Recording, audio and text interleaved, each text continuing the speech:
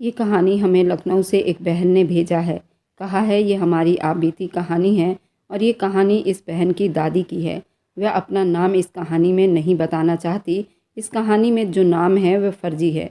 वह अपनी आप बीती कहानी लोगों को सुनाना चाहती हैं। वह इस कहानी को इसलिए सुनाना चाहती हैं कि उनका जीवन साथी जो था बहुत ही ज़्यादा बिगड़ा हुआ इंसान था, लेकिन वह किसी के प्यार में इस तरह बदल जाएगा ये आज तक नहीं हुआ था, क्योंकि वह एक बहुत ही नशेड़ी आदमी था और गलत आदमी भी था, क्योंकि उस आदमी का संबंध कई लड़कियों के साथ था, कई औरतों के साथ था।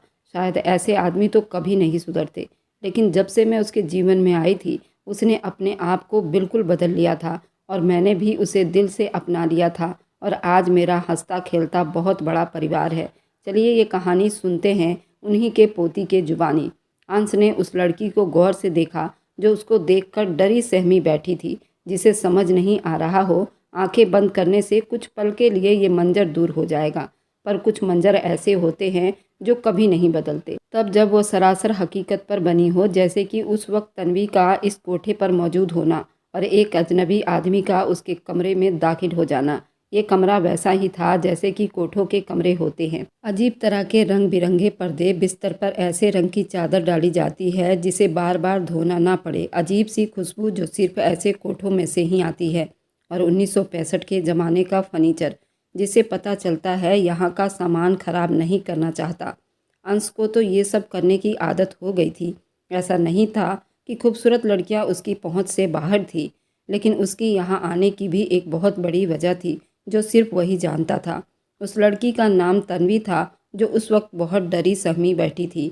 अंश ने दरवाज़ा बंद किया और उसके तरफ ध्यान दिया और कहा, शक्ल से तो तुम बिल्कुल शरीफ परिवार की लगती हो और ये काम करती हो। उसने आते ही उस पर ताने शुरू कर दिए। बस एक नॉर्मल से अंदाज में बात की थी। जब तन्वी ने मासूमियत से पूछा कि कौन सा काम, तो वह उसे देखकर ना सिर्फ हैरान हुआ बल्कि उसने एक जोरदार ठहाका लगाकर कहने लगा कि तुम क्या किसी बैंक में बैठी हो? तुम्हारे सामने कंप्यूटर पड़ा है, हाथों के नीचे कीबोर्ड, जो तुम्हें इस सवाल का जवाब नहीं पता कि यहाँ पर कौन सा काम होता है? ये कौन सी जगह है? जानती हो, उसने हैरान होकर सवाल किया था, लेकिन इतना हैरान नहीं था। सोच रहा था शायद खूबसूरत कम उम्र की लड़की है, मुझे अपनी बातों में लगाना चाहती है, जानबूझकर मासूम बन रही है।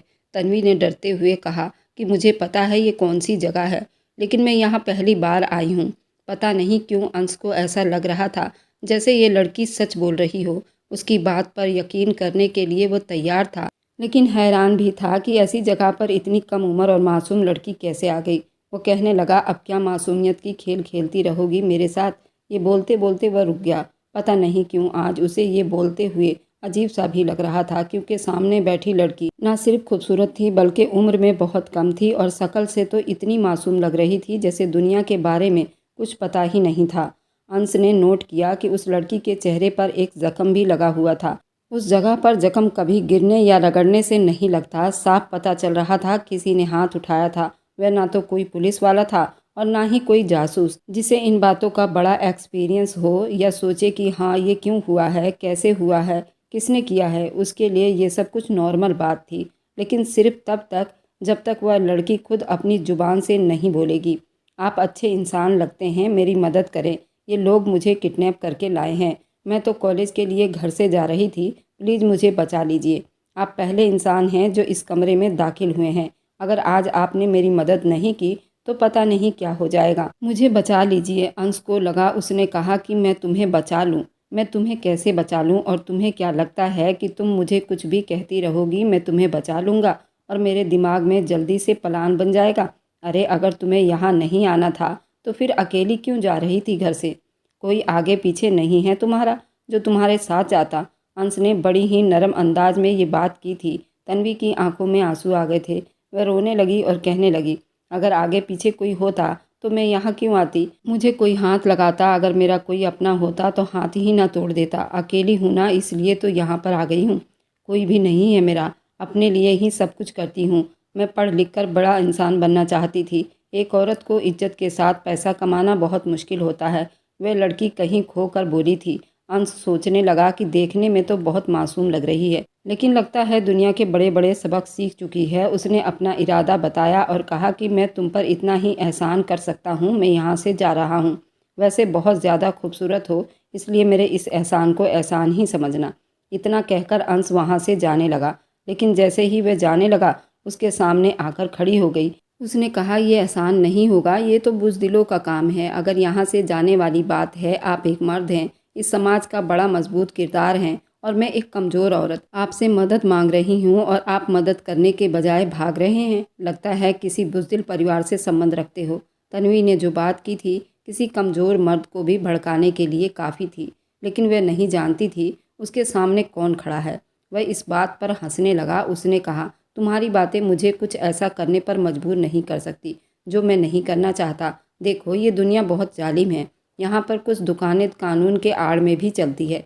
अगर मैं तुम्हें यहाँ से बचा लूँ तो बदले में मुझे क्या मिलेगा? क्या तुम वापस अपनी पढ़ाई पूरी करने चली जाओगी? तो फिर मुझे ये अच्छाई करके क्या मिलेगा? उसने बड़े कारोबारी अंदाज में पूछा था। पहला इंसान देखा है जो अच्छाई के बदले में क्या मिलेगा ये पूछ रहा है। अच्छाई का बदला इंसान नहीं, भगवान देता है। भगवान आपको बहुत कुछ दे सकता है, तन्वी ने धीमे शब्दों में कहा था। फिलहाल वह अब उस इंसान के साथ बदतमीजी नहीं करना चाहती थी। बुरा सही, लेकिन कम से कम वो यहाँ से बिना कुछ किए जा रहा था। वो कहने लगा कि तुम मुझे जानती हो, मैं बिना मतलब बिना मकसद कुछ भी काम नहीं करता और मुझे फ़िलहाल पुण्य कमाने का भी कोई शौक़ नहीं।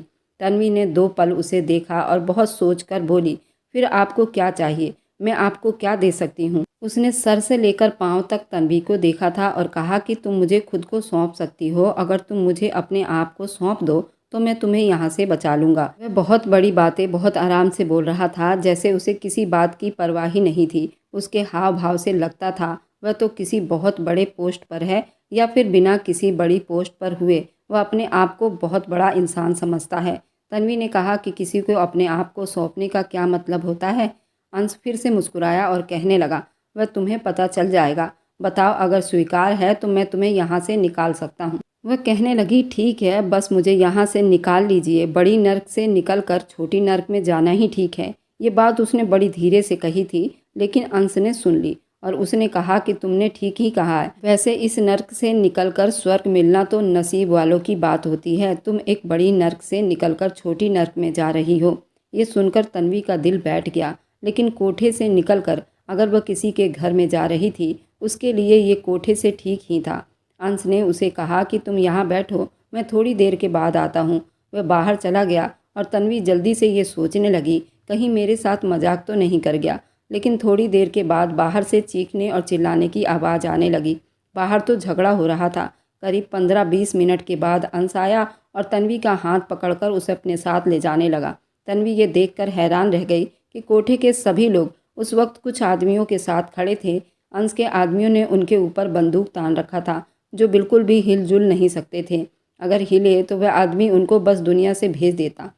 ऐसा लगता था ये आदमी अंश के दोस्त थे। सारे कोठे वाले बुत बने खड़े थे और उस लड़की का हाथ थामे वहाँ से जा रहा था कि जब कोठे की मालकिन बोली, अंश साहब, आपने अच्छा नहीं किया। ये कोठा आपका दूसरा घर था। आप रोज़ यहाँ आते थे और आज हमें ही इतना बड़ा धोखा देकर हमारा सबसे कीमती हीरा लेकर जा रहे हैं। इतना ड्रामा करने की क्या ज़रूरत है? ले जाइए, कुछ दिन के लिए रख लीजिए, दिल भर जाए तो वापस कर दीजिए। कोठे वाली रानी बाई बिल्कुल वैसे ही बोल रही थी जैसे कोठे वालियाँ बोलती हैं। अंश ने उसे गुस्से से देखा और कहा, वापस छोड़ने के लिए तो बिल्कुल नहीं लेके जा रहा। रही बात तुम्हारी इस जुबान की, तो मैं समझ सकता हूँ तुम्हें इस तरह बोलने की ट्रेनिंग दी जाती है, इसलिए तुम्हारी बातें मुझे बुरी नहीं लग रही। अंश की व्यक्तित्व में एक अजीब सी बात थी। वह बड़ी बड़ी बातें बड़े ही आराम से कह देता था। वह कोई नौजवान जज्बाती और जुनूनी लड़का नहीं, बल्कि एक मैच्योर आदमी लग रहा था, लेकिन उम्र शायद उसकी 25 साल के लगभग थी। रानी बाई भी मुस्कुराई, क्योंकि वह भी इस तरह के दिमाग की थी। उसने भी दुनिया देखी थी। कहने लगी, कोठे से पत्नियां ले जाने वाले कभी उनको पत्नियों का सम्मान अधिकार नहीं देते। बेचारी तवायफ जगह बदलती है, मकाम नहीं बदल सकता। अंश साहब, जब दिल भर जाए तो छोड़ जाइएगा। मैं तो आपसे इतना ही कह रही हूँ। रानी बाई ने मुस्कुराकर कहा। तो अंश ने कहा कि किसने कहा कि मुझे इसको अपनी पत्नी बनाना है, और अगर पत्नी बनाना हुआ तो फिर यहाँ छोड़ने का तो सवाल ही पैदा नहीं होता। तन्वी को तो उस वक्त सिर्फ अपनी पड़ी थी। उसे किसी बातों से कोई फ़र्क नहीं पड़ रहा था। वह बस ये सोचकर डर गई थी कि यह आदमी मुझे पत्नी तो नहीं बनाने वाला, फिर मेरे साथ क्या करेगा। वे लोग एक बड़ी सी गाड़ी में बैठे जिसे अंश खुद चला रहा था। तन्वी समझ गई ये जरूर कोई बहुत बड़ा आदमी है, क्योंकि जब उसे पकड़कर कोठे पर लाया गया था तो उसे बेचने वालों ने उससे भारी कीमत ली थी। और साथ ही रानी बाई ने कहा था आज उसका पहला दिन है, उसकी बोली लगाऊंगी और लाखों रुपए से शुरू करूंगी। अंश अगर उसके कमरे में आया तो लाखों रुपए देकर ही जाएगा। इसका मतलब कि वो कोई गरीब आदमी तो था नहीं। अब गाड़ी चल रही थी और वह अगली सीट पर बैठी थी। अभी अंश ने उसका हाथ पकड़ रखा था, जो कि बराबर कांप रही थी। थोड़ी देर के बाद उसने उसका हाथ छोड़ दिया और बस इतना कहा कि घबराओ नहीं। थोड़ी देर के बाद ही तन्वी ने देखा एक बहुत बड़ी चमकती हुई हवेली के सामने गाड़ी रुकी। वहाँ और भी गाड़ियाँ थी, उसके पास गार्ड खड़े थे। जंगली कुत्तों के भौंकने की भी आवाज़ आ रही थी, जो ऐसे अमीर लोगों ने अपनी सुरक्षा के लिए पाले होते हैं। रात का वक्त था, सर्दी बहुत ज़्यादा थी। जैसे ही गाड़ी रुकी, अंश ने फिर से तन्वी का हाथ पकड़ा और उसे अपने साथ साथ ले जाने लगा। जब उस बड़ी से हॉल के अंदर दाखिल हुआ तो सामने एक औरत बैठी थी। जैसे ही उसने तन्वी को देखा तो सवाल किया, ये कौन है? आप किसको उठाकर लाए हो? लगता है आपको पहले ही खबर मिल गई है, तभी तो आप मेरे स्वागत में खड़ी हैं। माँ, आप तो इतने टाइम अपने कमरे में होती हैं ना। आपका अंदाज़ा बिल्कुल ठीक है माँ, तुम मुझे नशे में तो नहीं लग रहे। फिर उस लड़की को कोठे से उठाकर लाने की वजह क्या है, और क्यों तुम्हें इस तवायब को घर लाने की नौबत आ गई? क्या वहीं रखकर अपनी समस्याओं को नहीं सुलझा सकते थे? उस औरत ने भी बड़े ही महारानियों वाले अंदाज में ये बात की थी। अंश मुस्कुराया और कहने लगा, ये तवायफ नहीं माँ। हैरान हुई और उन्होंने कहा, कोठे से उठाकर लाई हुई औरत तवायफ कैसे नहीं हुई? कोठों पर तो तवायफ ही होती है ना, क्या वहाँ पर कलेक्टर लगी होती हैं? पर अंश ने कहा, कोठे पर सब तवायफ नहीं होती, कुछ मजबूर लड़कियाँ भी होती हैं जिनको ज़बरदस्ती उस काम में धकेल दिया जाता है। मैं उसको बचा कर लाया हूँ, ये मेरे कमरे में रहेगी। इसका क्या करना है वो मैं बाद में सोचूंगा। आप हर बार की तरह मेरी समस्याओं में ना पड़े तो ही अच्छा है। लेकिन आर्य से कह दे उसके खाने पीने और कपड़ों का इंतज़ाम करे और डॉक्टर को भी बुला ले। उसके सर पर चोट लगी है। लगता है अंश साहब को दूसरों की बातें सुनने की आदत नहीं थी, वह बस अपने ही सुनते थे। उन्होंने अपनी सुनाई और तन्वी का हाथ पकड़े उसे अपने साथ अपने कमरे में ले आए।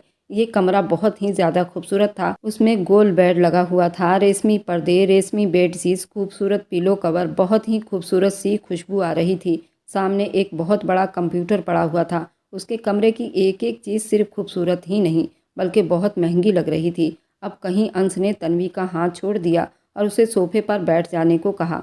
आर्या शायद उस हवेली की नौकरानी थी। थोड़ी देर के बाद वह भी कमरे में दाखिल हुई।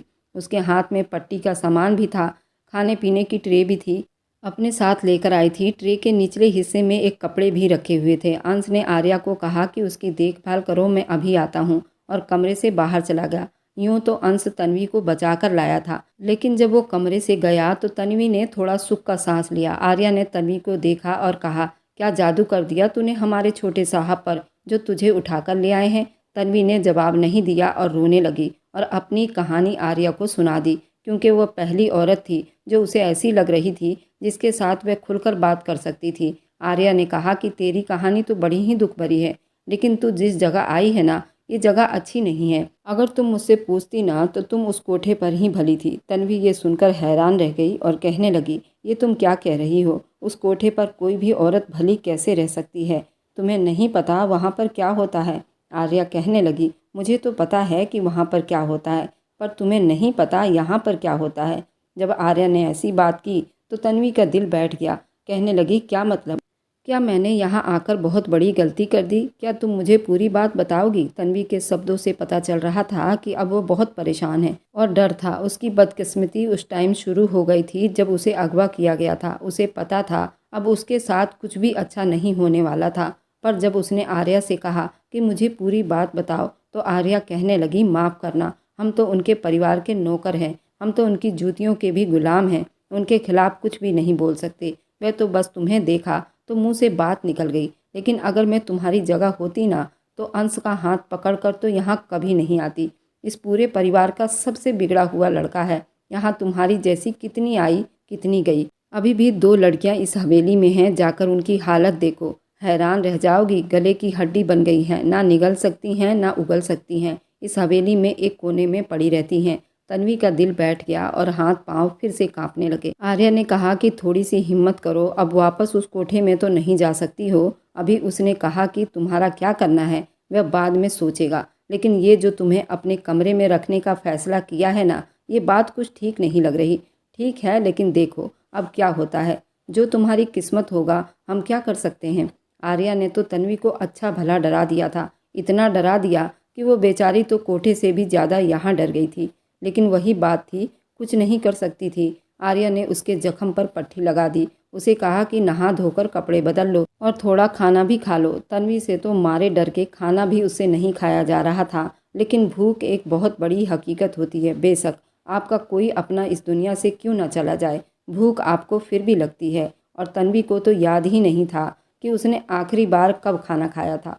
कोठे वालों ने भी उस पर हाथ उठाया था और उसे कमरे में बंद कर दिया। आर्या ने कहा, तुम्हें कमरे की किसी चीज़ को हाथ नहीं लगाना, बस इसी सोफे पर साइड पर बैठी रहना और भगवान से प्रार्थना करना तुम्हारे साथ कुछ बुरा ना हो, क्योंकि अभी रात बाकी है। ऐसा लगता था आर्या का काम ही तन्वी को डराना था और वह अपना काम भरपूर तरीके से करके अपना सामान वहाँ से उठाकर जा चुकी थी। तन्वी सोफे पर बैठी थी और ऐसा लगता था घूम फिरकर उसकी ज़िंदगी फिर से वहीं पर आ गई है। उस पल जब वह इतना डरी सहमी बैठी थी, उसे लगा कि अंश कमरे में दाखिल हुआ है और वह अंश का ही कमरा था।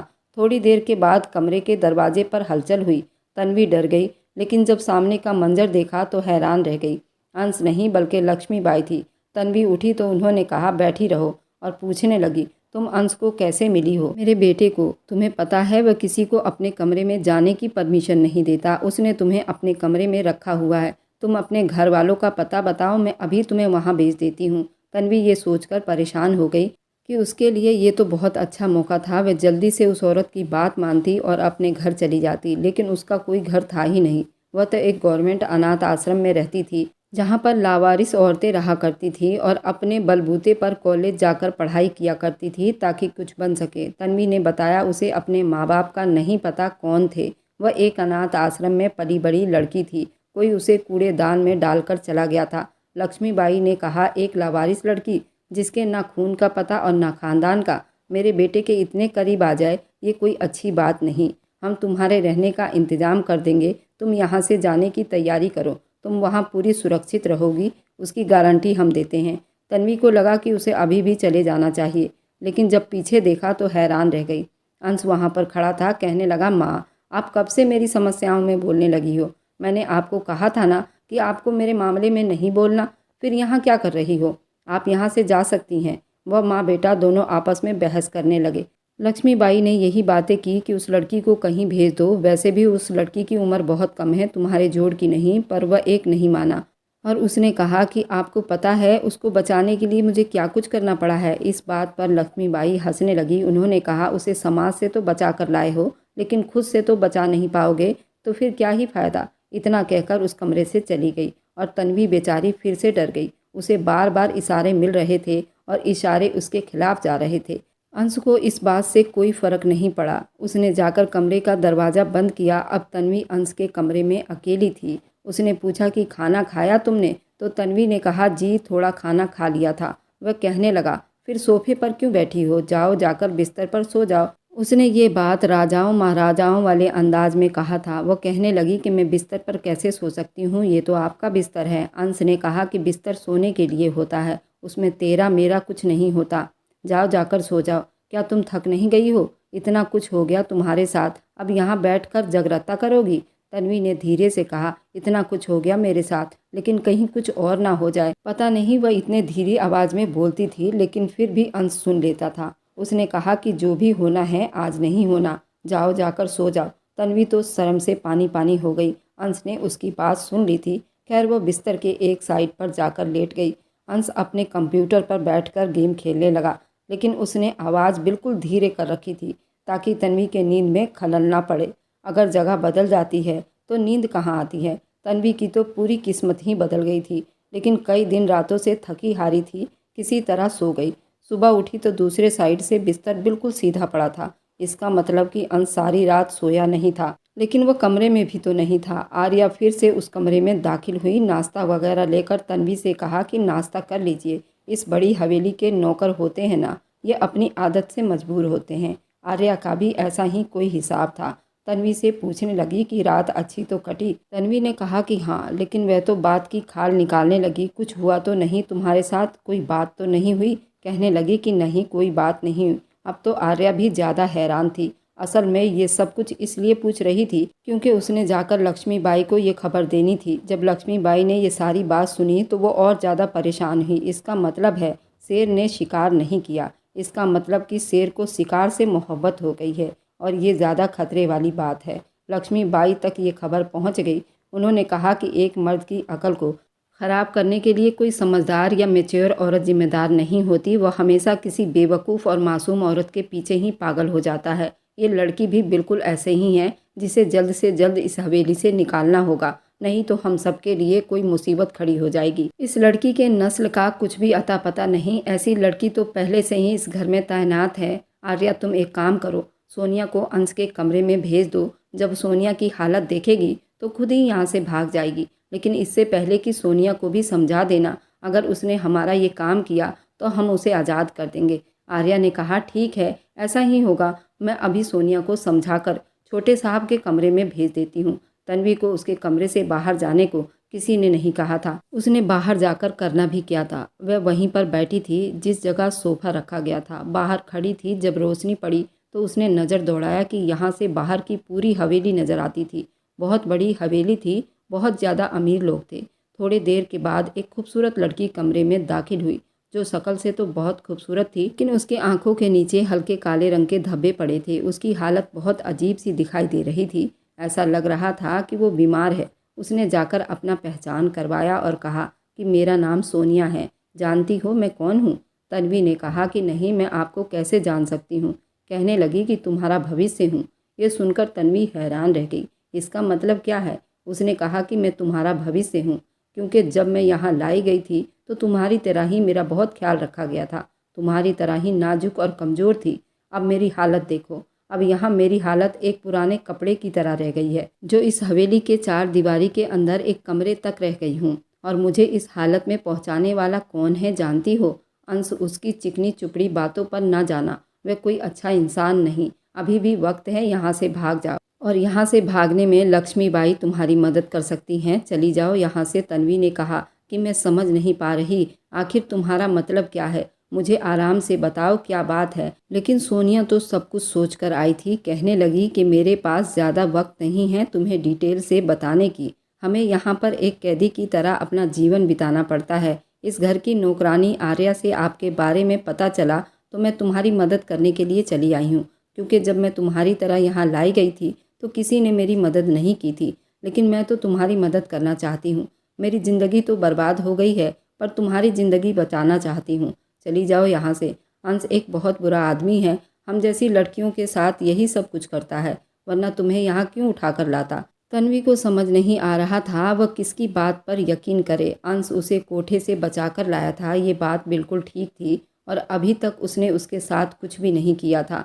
लेकिन यहाँ पर सब लोग उसके खिलाफ बोल रहे थे।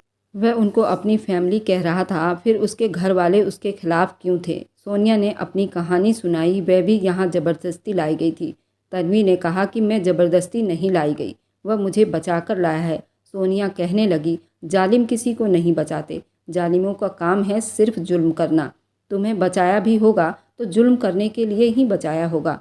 तन्वी को ये समझ नहीं आ रही थी वह किस इंसान की बात पर यकीन करे, जिसको वह 24 घंटे पहले ही मिली थी, या इस सोनिया की बात पर यकीन करे जिसे वह सिर्फ 4 मिनट पहले मिली थी। बदकिस्मती से तन्वी के पास दोनों ऑप्शन ही बहुत कमज़ोर था। लेकिन उससे पहले कि वह उसकी बात का यकीन करती या उससे और ज़्यादा कुछ पूछती, अंश वहाँ पर आ गया था। सोनिया को देखकर कहने लगा, यहाँ क्या कर रही हो? क्या तुम्हें भी माँ ने भेजा है? चली जाओ यहाँ से। सोनिया ने जिस तरह से अंश को घूर कर देखा था, ऐसा तो नहीं लग रहा था वह मासूम है। खैर, वहाँ से चली गई। अंश ने यह भी नहीं पूछा वह तुमसे क्या बात कर रही थी, बस कहने लगा कि तबीयत ठीक नहीं है तुम्हारी, या डॉक्टर को बुला लूँ? रात को बहुत देर हो गई थी, इसलिए डॉक्टर को नहीं बुलाया। हवेली शहर से ज़्यादा दूर है ना? तन्वी ने कहा कि हाँ ठीक हूँ, ज़्यादा समस्या नहीं है। आर्या ने दवाई लगा दी थी, इसलिए ठीक हूँ। अंश ने कहा कि मैं थोड़ी देर के लिए कहीं जा रहा हूँ, शाम तक आऊँगा। तुम किसी की बातों में नहीं आना, और आज तो मुझे तुमसे बहुत ज़रूरी काम है, इसलिए तैयार रहना। ये कहकर वहाँ से चला गया और तन्वी समझ गई आज रात उसकी ज़िंदगी की बुरी रात होने वाली है। वह सबकी बातों में आ गई थी, उसे पता चल गया था कुछ बुरा ही होने वाला है। आर्या ने कहा था यहाँ ऐसी लड़कियां ही जिनको इसी तरह यहाँ पर लाया गया था, और सोनिया की हालत को तो उसने अच्छी तरह से देख लिया था। ये अमीर लोग थे, अमीर लोगों की तो ये आम बात होती होगी। अब तन्वी को डर लग रहा था कि अब रात को उसके साथ क्या होने वाला है। वह कहीं भाग भी नहीं सकती थी। तन्वी बहुत परेशान थी, इधर उधर फिर रही थी, कोई उसके कमरे में भी नहीं आ रहा था। इतनी बड़ी हवेली के बारे में वह जानती भी नहीं थी। बाहर निकलती तो कहाँ जाती। इस हवेली में और भी लोग नज़र आ रहे थे, वह मर्द भी थे, कहीं वो किसी और के कमरे में न चली जाए, मुसीबत को खुद ही दावत ना दे दे। यहाँ तक कि शाम हो गई और शाम से रात हो गई। आर्या उसके लिए खाना लेकर आई तो तन्वी मन ही मन ये सोचने लगी, मैं आर्या से कहूँ वो मुझे बचा ले और यहाँ से निकाल दे। लेकिन वह सोचती रह गई और आर्या चली गई। उसने कहा कि मुझे तो बहुत काम है, मैं जा रही हूँ। अब मैं इस कमरे में अकेली थी, इसलिए आसपास देख रही थी। उसने ये सोचा कि मुझे पहले ख्याल क्यों नहीं आया कि मैं ज़रा इस कमरे को तो देखूं, इस कमरे में रहने वाले के बारे में शायद कुछ पता चल जाए। आसपास देखने लगी, सामानों को चेक करने लगी। उसे अलमारी में से एक डायरी मिली थी जिस पर अंश का नाम लिखा हुआ था। इसका मतलब कि उसी की डायरी थी। किसी इंसान को उसकी डायरी पढ़कर उसके बारे में जाना जा सकता था, शायद क्योंकि इंसान जब डायरी लिखता है तो उसमें झूठ नहीं लिखता। डायरी में झूठ लिखना मतलब अपने आप से झूठ बोलना होता है। कोई अपने आप से झूठ नहीं बोल सकता। तन्वी ने उस डायरी को उठा लिया और बड़ी सावधानी के साथ कमरे का दरवाज़ा बंद भी कर दिया, पर लॉक नहीं लगाया क्योंकि ये उसका कमरा नहीं था और वह काफ़ी डरी हुई थी और परेशान लग रही थी। जैसे ही उसने डायरी खोली वह हैरान रह गई। रात को किसी ने उस डायरी पर कुछ लिखा था, क्योंकि पेन जिस जगह पर पड़ा था वहाँ पर कल की तारीख लिखी हुई थी। वह पढ़ने लगी। लिखा था कि मैं बहुत बुरा आदमी हूँ, मैंने अपनी ज़िंदगी में बहुत बुरे बुरे काम किए। मुझे नहीं पता कि मैं ये सब कुछ कैसे करता चला गया। मुझे किसी ने रोका क्यों नहीं, मुझे किसी ने समझाया क्यों नहीं, किसी ने क्यों नहीं बताया ये सब कुछ नहीं करना चाहिए। हमेशा सिखाया गया इस तरह के काम करना तो हवेली वालों की शान होती है, मालिकों की इज्जत होती है। मेरे पापा का साया मेरे सर पर नहीं था।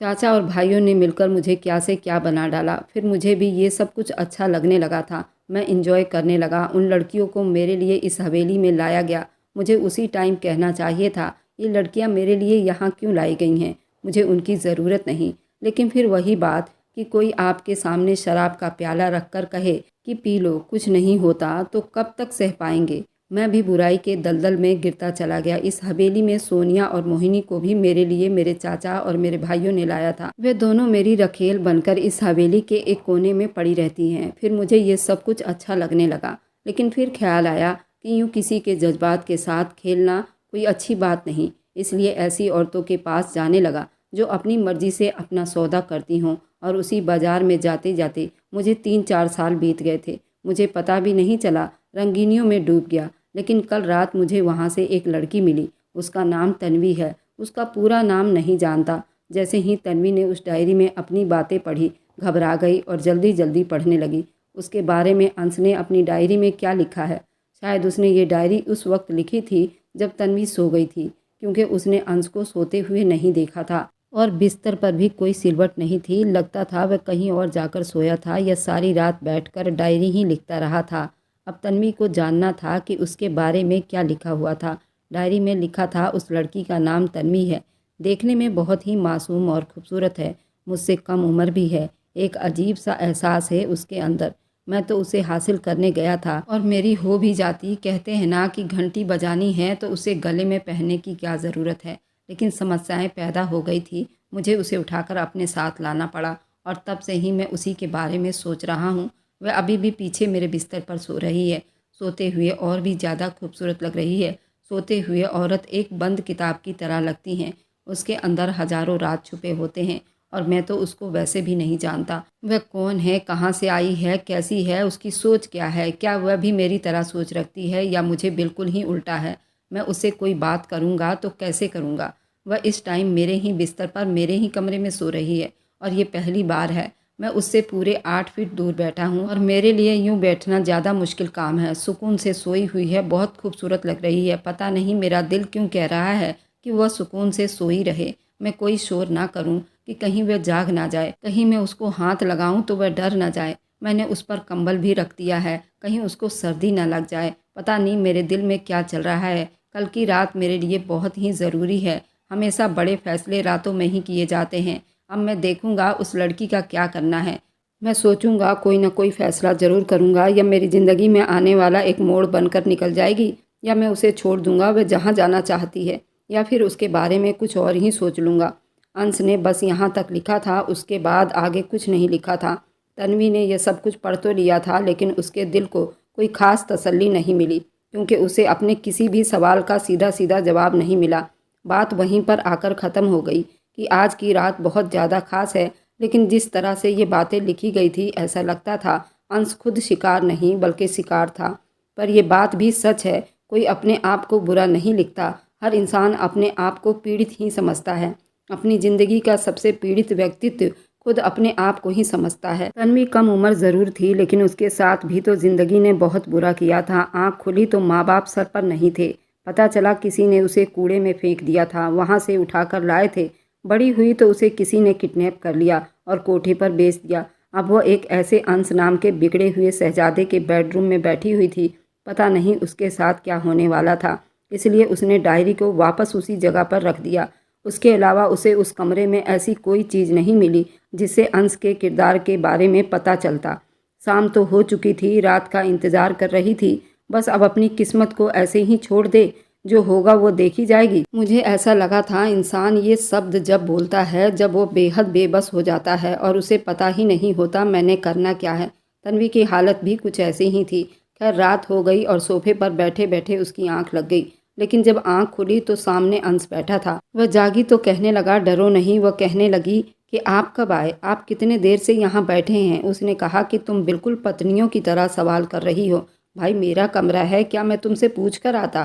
कहने लगी ये मतलब नहीं था मेरा, लेकिन आप यहाँ क्यों बैठे हैं। आपको देखकर ऐसे लगता है जैसे काफ़ी देर से बैठे हो। अंश ने घड़ी की तरफ देखा कि 15 मिनट से बैठा हूँ।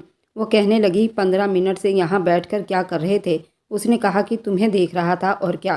तन्वी ये पूछना चाहती थी आप मुझे क्यों देख रहे थे, लेकिन उसे ये सवाल खतरे से खाली नहीं लग रहा था, इसलिए उसने अपनी ज़ुबान पर ताला लगाया और चुप हो गई। अंश ने कहा कि मुझे तुमसे एक बड़ी ज़रूरी बात करनी है। पता नहीं तुम्हारा व्यवहार मेरे साथ क्या होगा।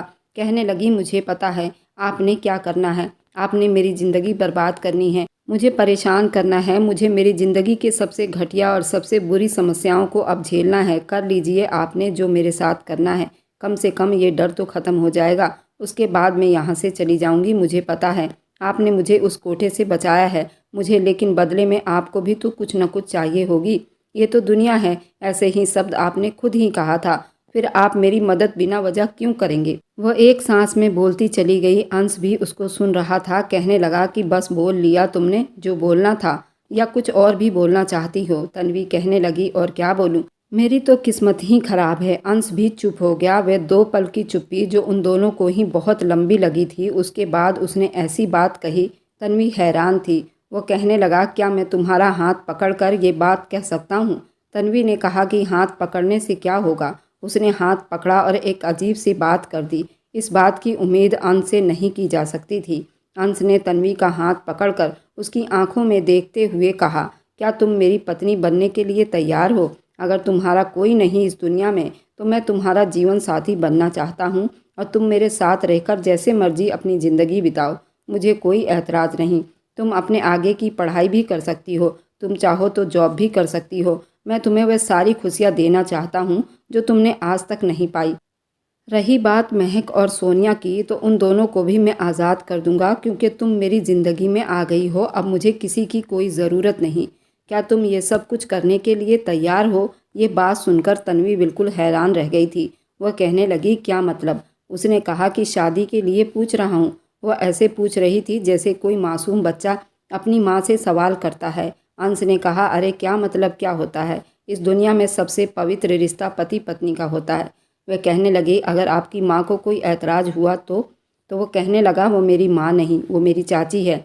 उन लोगों को तो बस मुझे बर्बाद ही करना है, क्योंकि उन्हें मालूम है मैं इस हवेली का इकलौता चिराग हूँ। तभी तो उन लोगों ने मुझे ऐसी हालत में डाल दिया। ताकि वे लोग मेरी सारी चीज़ों पर कब्जा कर लें। ना ही मैं शादी करूँगा, ना ही मेरे बच्चे होंगे और ना ही उनको मुझे कोई आपत्ति होगी। उन्होंने तो खुद अपने दोनों बेटों की शादी कर विदेश भेज दिया ताकि वह अपनी शादीशुदा ज़िंदगी अच्छे से एंजॉय करे, और मेरी शादी का तो कोई सवाल ही पैदा नहीं होता क्योंकि मैं खुद नशे में डूबा रहता हूँ। भला मेरी शादी के लिए कोई क्यों सोचता। उस रात मैंने तुम्हें देखा तो मुझे बहुत अपना सा लगा। तुम ही हो जो मुझे समझ सकती हो। तुम्हें देखकर मुझे और जीने का दिल करता है। क्या तुम्हें अभी कोई सवाल करनी है? तन्वी नज़रें झुकाए, आंखों में आंसू लिए अंश के गले लग चुकी थी। उसने कहा, मुझे कोई ऐतराज़ नहीं, मैं पूरा जीवन तुम्हारे साथ बिताने के लिए तैयार हूँ।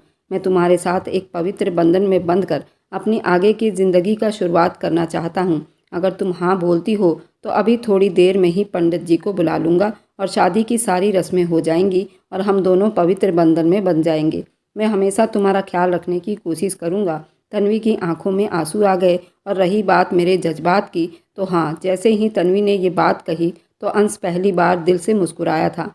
थोड़ी देर के बाद ही पंडित जी को बुलाया गया और दोनों का वरमाला कराया गया। फिर दोनों मिलकर उस अग्नि के साथ फेरे किए। उसके बाद तन्वी की जिंदगी किसी सपनों जैसी बन गई थी। सोनिया और महक को की सारी जिंदगी बिताने के लिए उनको अच्छे खासे रकम दिए गए और उन्हें इस हवेली से विदा कर दिया गया। वह दोनों जाना तो नहीं चाहती थी क्योंकि वह अंश की रखेल बनने के लिए भी तैयार थी। उनको यहाँ ऐश की जिंदगी मिल रही थी, लेकिन उन दोनों को अंश की पत्नी बनना था। वह तो तन्वी के बाद भी अंश की पत्नी बनना चाहती थी, लेकिन अंश ने ये साफ साफ कह दिया, मेरे जीवन की साथी सिर्फ तन्वी रहेगी। आप दोनों चाहे जितनी मर्जी दौलत मुझसे लेकर इस घर से जा सकती हैं। मुंह मांगी कीमत देने के लिए तैयार हूँ। उन दोनों लड़कियों ने ना चाहते हुए भी अपनी मुंह मांगी कीमत ली और उस हवेली से हमेशा हमेशा विदा हो गई। अंश ने सारे बुरे काम छोड़ दिए थे। बहुत ही अच्छा और शरीफ इंसान बन चुका था, जिसे देखकर कोई कह ही नहीं सकता था कि उसमें कोई बुराई होगी। सच कहते हैं कि इंसान बदल जाता है, बस उस पर थोड़ा भरोसा करना चाहिए। ये नहीं सोचना चाहिए ये इंसान बुरा है तो कभी ठीक नहीं हो सकता। तन्वी खुशकिस्मत थी, उसे एक अच्छे इंसान का साथ मिला जो शायद पहले से अच्छा नहीं था, लेकिन तन्वी से मिलने के बाद उसने कस्में खाई थी कि मैं बिल्कुल तुम्हारे हिसाब से अपनी ज़िंदगी बिताऊंगा और तुम्हें कभी शिकायत का मौका नहीं दूंगा। अंश की चाची ये सब देखकर बहुत बुरा लगा था। उसने अंश को बहुत समझाने की कोशिश की, ये तुम्हारे लायक नहीं, ये कोठे की है, ये तुम्हारा वंश क्या चलाएगी। अंश ने अपने जायदाद में से अपनी चाची को हिस्सा देकर उनको अलग कर दिया था। अब तन्वी और अंश इस हवेली में अकेले रह रहे थे और तन्वी भी कुछ ही महीने में अंश को खुशखबरी देने वाली थी। वह प्रेग्नेंट थी। अंश के पैर तो ज़मीन पर नहीं टिक रहे थे। अगर आपको आज की कहानी पसंद आई है तो वीडियो को ज़रूर लाइक कीजिएगा और अपने दोस्तों के साथ शेयर भी कीजिएगा। और हाँ, अगर आपने अभी तक हमारे चैनल को सब्सक्राइब नहीं किया है तो ज़रूर सब्सक्राइब कर लें। मिलते हैं हम अपनी कल की एक और नई दिलचस्प कहानी के साथ। मुझ पर सदा अपना प्यार और स्नेह बनाए रखें। सभी को मेरा प्यार भरा नमस्कार दोस्तों।